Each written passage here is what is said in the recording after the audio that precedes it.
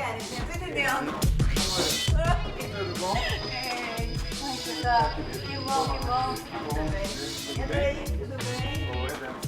Ó, tem a galera aqui, tem Marcelo, Diana, Bárbara.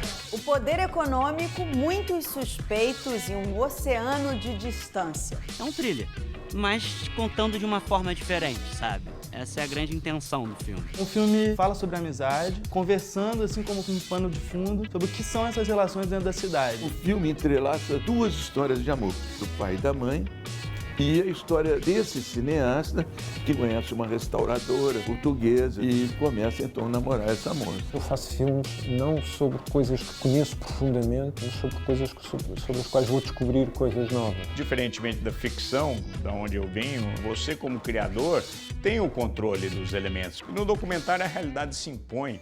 Ele não fazia nenhum planejamento empresarial que não fosse pensando no desenvolvimento do Brasil.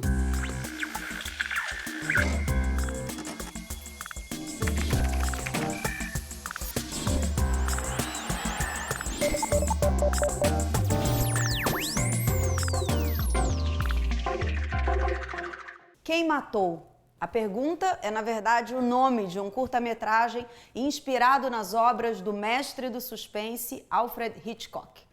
O filme traz uma discussão sobre o estupro e o medo das pessoas de falarem a verdade por trás dos fatos.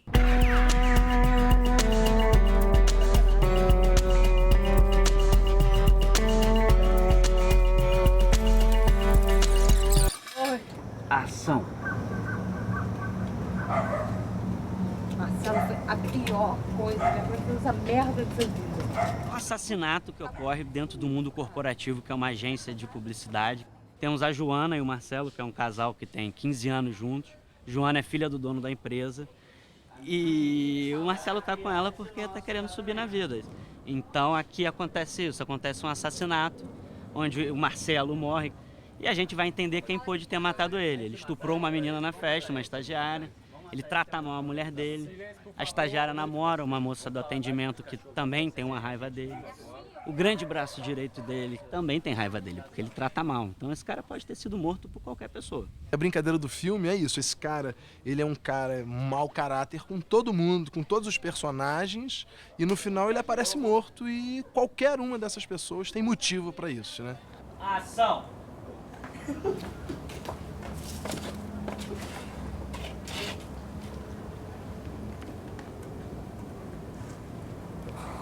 Ok, cortamos. O meu grande desafio aqui é juntar essa estrutura de texto com prática de filmagem, sabe? Assim, às vezes eu tenho desejo de fazer um roteiro a partir de uma visita de locação, sabe? Em vez de ser ao contrário, sabe? Porque eu acho que uma coisa influencia muito a outra. Então, está provando muito câmera em mão, as referências muito que eu tenho. John Cassavetes, o próprio filme agora do Revenant, né, que o Leonardo DiCaprio ganhou, que é aquelas lentes mais angulares. A gente escolheu câmera na mão por alguns motivos, né?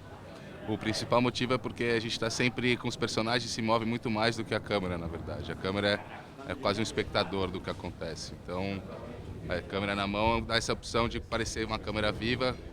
Na verdade, tem uma história com um espectador muito forte nesse curta. Então, a câmera na mão, em alguns momentos, é como um ponto de alguém que pode estar olhando, tem um certo suspense, assim, digamos. A gente tentar experimentar um pouco a linguagem com essa trama tão básica. É um thriller, mas contando de uma forma diferente, sabe?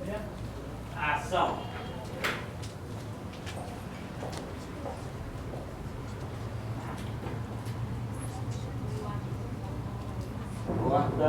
A distância de casa e da família faz as pessoas buscarem novas formas de criar vínculos afetivos.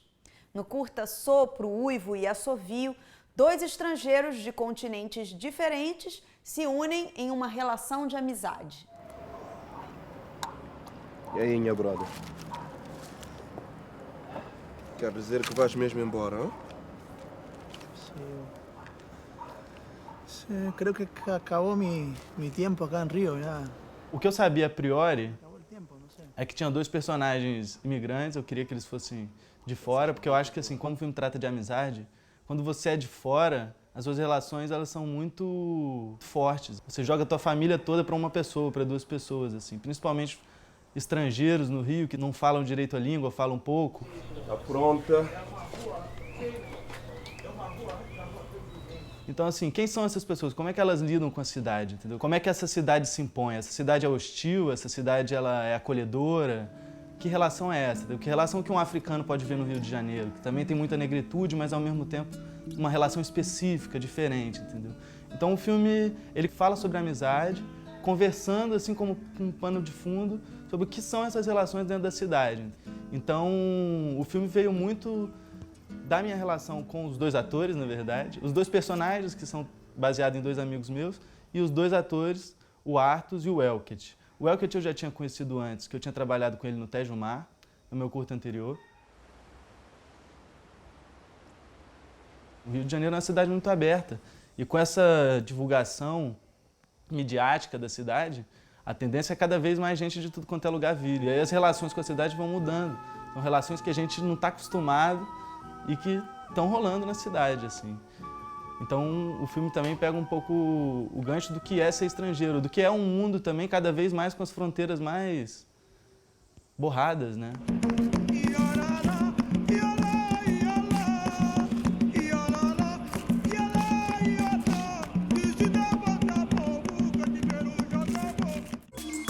Músico, compositor, DJ, cantor, ele é uma referência como produtor musical e tem se especializado cada vez mais em trilhas sonoras para a TV e para o cinema. Eu estou super feliz de receber hoje aqui no estúdio o querido e talentoso Plínio Profeta. Plínio, obrigado por você ter vindo, estou feliz de você estar aqui. Eu muito feliz, muito obrigado pelo convite, adorei. Vem cá, como é que começou a sua relação com a música? Assim, onde você descobriu que era com isso que você queria trabalhar? Com música foi, na verdade, desde garoto. A minha mãe, ela trabalhava fazendo aquelas revistas de show no Canecão. E aí eu, desde pequeno, eu via esses shows. E eu gostava dos instrumentos, era apaixonado. Então, desde pequeno, eu comecei a tocar, com 12, 13 anos, aí fiz aquela história de banda, Você teve banda também? Tive muitas bandas. E aí teve um instrumento que foi o seu instrumento, assim, baixo. para onde você foi? Durante muitos anos eu fui baixista. Uhum. Estudei pra caramba, eu estudava 10 horas por dia. Sério? Assim, eu estudava tinha essa que nem disciplina? Um louco. Mas depois aquilo não me importou tanto. Quando eu comecei a produzir discos, aí eu comecei a tocar outros instrumentos. Quais instrumentos você toca? Eu toco vários, assim. Meus instrumentos de especialidades, assim, é mais corda, guitarra, violão. E eu toco piano também, e aí eu toco coisas de percussão, bateria, assim, eu toco... Para produzir eu toco basicamente tudo, com exceção de sopro, assim. E aí você começou a produzir, já primeiro gravando algumas coisas e depois já com alguns artistas específicos, né? Sim, os artistas, através da minha banda, que fez um relativo sucesso aqui no Rio, assim, eu fui chamado para as pessoas para produzir eles. E aí eu já comecei com os convites legais. Pedro Luiz, o Lenine. Aí eu sempre tive essas sortes na carreira. Quando eu comecei a produzir, eu produzi o Lenine, aí já ganhei o Grammy, eu tive algumas sortes. E como é que apareceu a coisa da trilha sonora? Que foi o primeiro filme que você fez, o primeiro convite? Pois é, assim, eu sou apaixonado por cinema e por música na mesma medida, assim. E aí o Selton já conhecia o meu trabalho como músico, e eu tinha feito uma trilha para a peça deles, A Astrose, que foi a primeira direção. Eu fiz. Que você fez, exatamente. É verdade. Tinha aquela música do início, tinha bem música linda. dos Astrose. Era lindo. Aí, quando ele foi dirigir o primeiro filme dele, que foi o Feliz Natal, me chamou.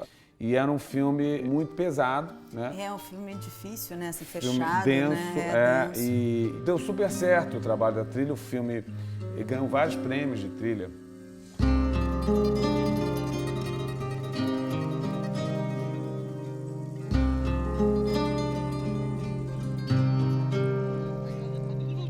E aí os convites começaram a aparecer e aí para mim hoje é a situação ideal, porque eu amo trabalhar com cinema e música. Assim, porque eu componho, é uma área de pesquisa que eu gosto, tem muito filme que vai para um lugar que eu não conheço, aí eu tenho que pesquisar aqueles instrumentos daquela época ou aquele som.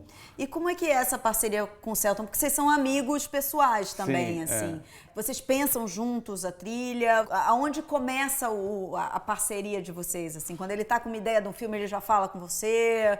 Ou ele te chama depois? E como é que você entra na história? Ele é muito musical, o Selton. Ele ama música e o cinema dele tem Também muita tem bastante música. música. A gente fez o Palhaço. Que é outro universo do Feliz Natal também. Outro Isso universo, é muito legal, completamente né? diferente. É mais feliniano, é mais Nino Rota, né? Outra onda de música. E ela é um filme mais solar, né? Um filme... Esse filme que até que foi o filme que me colocou assim no mercado, porque foi um filme que deu super certo. Ele foi um sucesso de crítica e de público.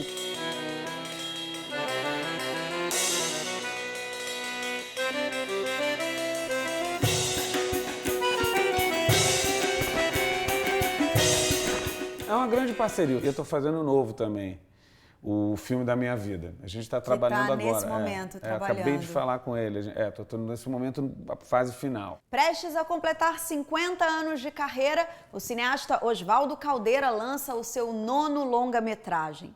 A trama é inspirada nas histórias contadas pela sua mãe, nascida em Portugal. O filme foi rodado em terras mineiras e lusitanas, entre vinhedos, montanhas, casas de pedra e estações de trem.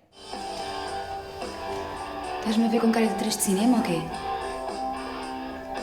O projeto começa com uma história até emocionante, como já aconteceu há muito tempo, já posso falar com uma certa distância, né, do tempo e das emoções, né? Num determinado momento, eu estava buscando uma ideia para fazer um filme e estava tendo dificuldade. E recebi um telefonema de Brasília para ir participar do júri do Festival de Brasília. Isso foi em 1985. E aí eu estou aqui, atrás de uma boa história, atrás do passado da minha família. Como eu moro no Rio, minha mãe morava em Belo Horizonte, falei, aproveito e passo na casa da minha mãe. Minha mãe era portuguesa e contava muitas histórias. Aí eu falei, pô, é um bom momento para eu gravar a minha mãe contando aquelas histórias dela, quem sabe eu posso tirar dali uma ideia para fazer um filme. Aí falei isso com ela, achou um absurdo, até eu tinha o gravador, comprei a fita, deixei lá em cima da mesa, fui para Brasília, e lá em Brasília eu recebi a notícia de que minha mãe havia falecido, entendeu? Uma coisa louca. Esse casamento não vai ser possível, infelizmente. Aquilo ficou na minha cabeça. Eu tenho uma família portuguesa muito grande, né? Morava em Belo Horizonte, a maioria morava lá. Mas os mais velhos, os irmãos do meu pai, da minha mãe era filha única, tinham quase todos morrido. Aí me veio à cabeça buscar as histórias da minha mãe. Então eu resolvi ir até Portugal e comecei uma longa pesquisa em mais de uma cidade, sobretudo no norte de Portugal, procurando reconstituir essas histórias.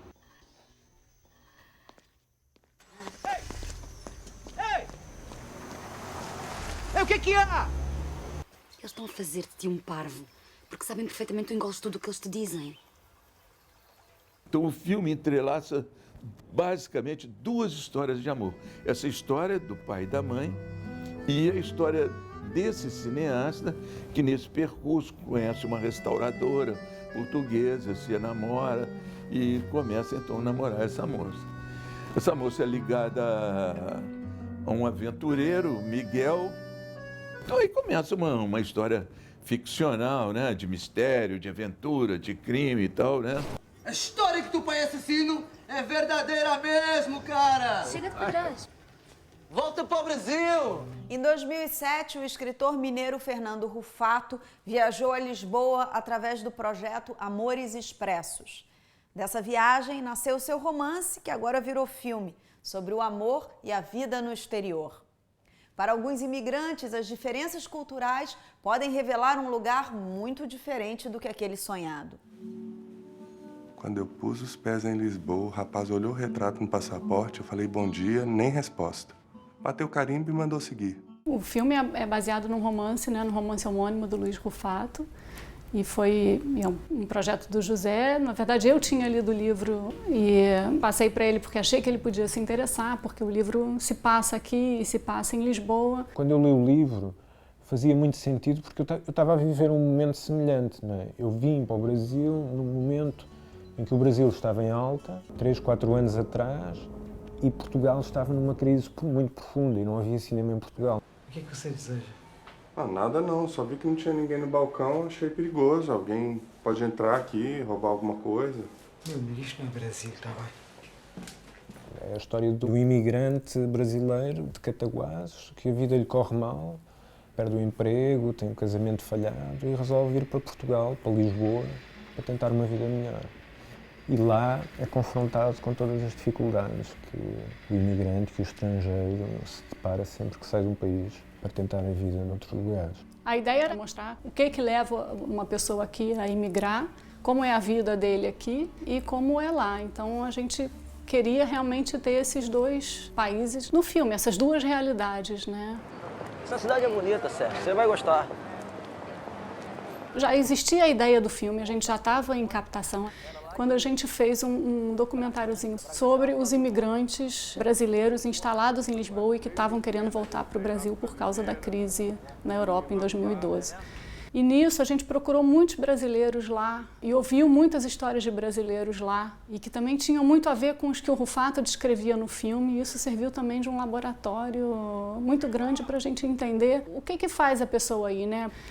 A gente seguiu um personagem específico que teve uma história bastante dura e tem muita coisa dele no Sérgio, no personagem principal do nosso filme. Há uma construção de narrativa, de estrutura, que é muito documental, não é? Cada personagem tem o seu momento, que tem o seu tempo, não é? Como um bocadinho quase como os filmes do Coutinho e aquelas prisões que ele faz, não é? Tem um momento para cada personagem, cada um tem o seu momento, digamos, documental, e essa estrutura torna-se documental, não é? Envolvidos, claro, numa teia um pouco ficcional, com plots que não são muito importantes, não é? Porque realmente o que é importante ali são os personagens e aquelas histórias de vida e a mistura que há entre os atores, que são muito presos à realidade, como estávamos a falar, os não atores, não é? Que vivem eles próprios, mas que também estão ali misturados na ficção e na encenação. Minha mãe sempre dizia que tinha se mudado para melhorar de vida. São Paulo, Sérgio? São Paulo é uma cidade grande. Mas dos 6 irmãos eu fui a única que terminou o 3º colegial. Em uma das obras do escritor alagoano Graciliano Ramos, uma família parte em retirada pelo leito seco de um rio. Os personagens Fabiano, Sinhá Vitória e os 2 meninos ganharam vida no cinema e foram registrados pelas lentes do jovem fotógrafo Luiz Carlos Barreto. Eu estou fazendo uma série chamada Expedição Água e fui para o semiárido nordestino essa semana. E fiquei muito mexida, muito emocionada com aquela realidade e pensei assim, caramba, isso aqui é Vidas Secas, 1000 anos depois.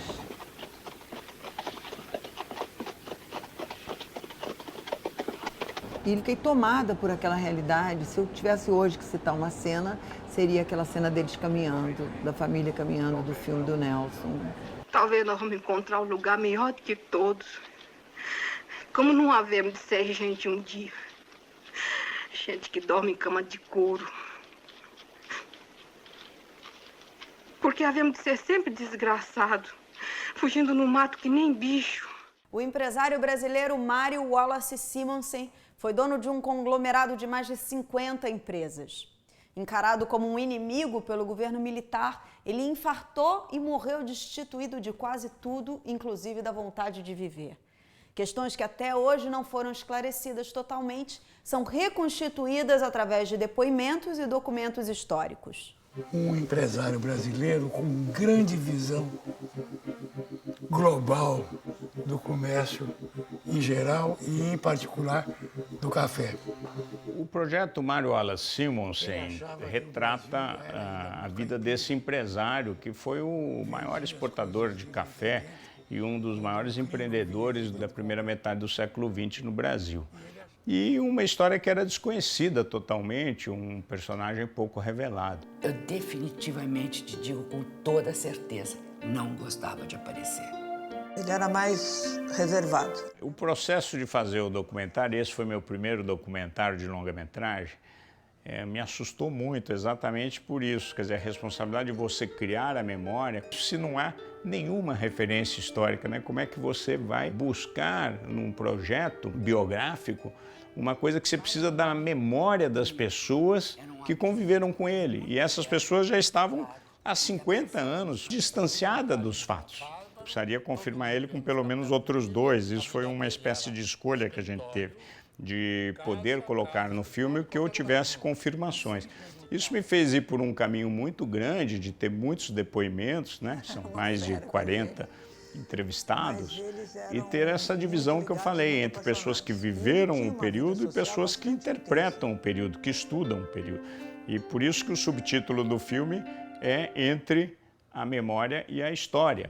No dia 24 de agosto de 1953, inicia a atuação no varejo, com a abertura do Sirva-se, o primeiro supermercado do Brasil. O que eu não imaginei é que, diferentemente da ficção, da onde eu venho e que estava mais habituado, você, como criador, tem o controle dos elementos, porque você escreveu já o roteiro, você já tem os atores, você tem que controlar poucas coisas, coisas incontroláveis às vezes, uma luz que varia, um som que a gente erra, a fala que o ator não se lembra, mas tudo dá para repetir. E no documentário a realidade se impõe, o tempo se impõe. O artista brasileiro era um antes do Mário Simões e era outro depois dele, porque a TV Excelsior quebrou com tudo que se sabia, tudo que existia com relação ao artista brasileiro. Se sabia muito pouco. Como é que funciona o processo de criação de uma trilha sonora, assim? Você lê o roteiro, você já tem ideia para onde você vai, você espera ver as imagens para ver o que elas te suscitam, para dali pensar em outras coisas. Porque, na verdade, você está num terceiro momento, né? Tem a pré-produção, a feitura ali, é meio que uma pós-produção que entra a trilha. Mas eu gosto de entrar antes, assim, cada vez mais... me chamam antes. Então me mandam o roteiro, mas o roteiro, muitas vezes, ele não me clareia o caminho imediatamente. A primeira leitura junto com os atores, eu começo a ter as ideias e eu sempre vou no set. Aí depois do set, depois de ver a coisa acontecendo, as pessoas com figurino, quando começa a virar cinema, aí eu entendo o que o diretor está buscando, né? Porque na verdade eu tô ali... Nessa função, é muito parecido com um produtor musical. Eu estou ali para achar a visão do diretor, para achar aquela coisa. Isso é uma coisa que você tem que jogar fora como compositor de trilha sonora, é o ego das suas composições artísticas. Elas estão ali para uma função específica, que é a serviço... Né? Todo mundo que trabalha com cinema sabe disso. Cinema é equipe mesmo, claro, né? É um trabalho coletivo. E você tem parcerias, além da coisa da produção musical, também no cinema, parcerias distintas, assim. Você faz filmes super populares, como Minha Mãe é uma Peça, e aí Comeu, que já é uma outra onda de música. Total, e esses filmes mais, sei lá, como a gente chama, mais artísticos, enfim, ou que tem uma outra pegada. Como é que você se organiza para cada um desses trabalhos? O processo é parecido, é diferente? Tem algum que você se identifique mais ou que você goste mais de fazer? Como é que é para você? É uma ótima pergunta. Eles são completamente diferentes, assim. Eu gosto de fazer os dois. Minha Mãe é uma Peça é um filme que não é o meu estilo predileto de cinema de ver, mas fazer é uma delícia. E você depois vai no cinema, e eu sempre vou no cinema também ver a trilha que eu fiz depois. O cinema não só na pré-estreia, eu vou depois, num dia. Com assim, público, um dia normal. Para entender o que funcionou mesmo, porque na pré-estreia tudo funciona, todo mundo ama. Todo mundo adora, tá ali para gostar.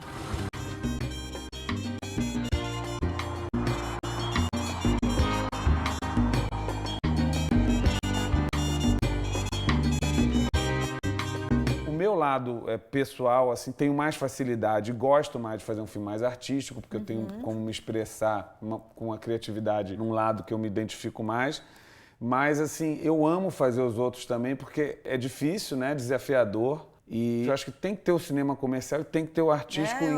Eu acho que o cinema comercial fazendo sucesso ajuda e abre espaço para o cinema artístico.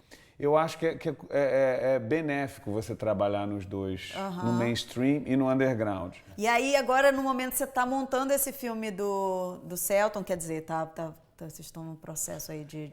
No momento eu estou fazendo várias coisas. O filme do Selton está nessa fase final. Acabei de terminar do Caio Só, que é um trabalho que eu tenho muito orgulho, que chama Por Trás do Céu, que foi uma trilha que eu tive muita liberdade. Que bom, muita coisa boa vindo, né? Muita coisa boa. Parabéns, que deu tudo certo. Obrigada. Adorei as perguntas, maravilhoso. Adorei você aqui também. Maravilhoso, que bom. Bom, se vocês quiserem ver a entrevista na íntegra, entre no site revistadocinemabrasileiro.com.br. Eu deixo vocês com mais um filme de micrometragem. Até mais.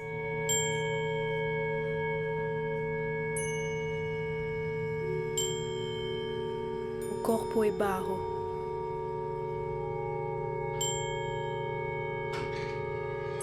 Entranham na terra para ouvir o pulso do barro.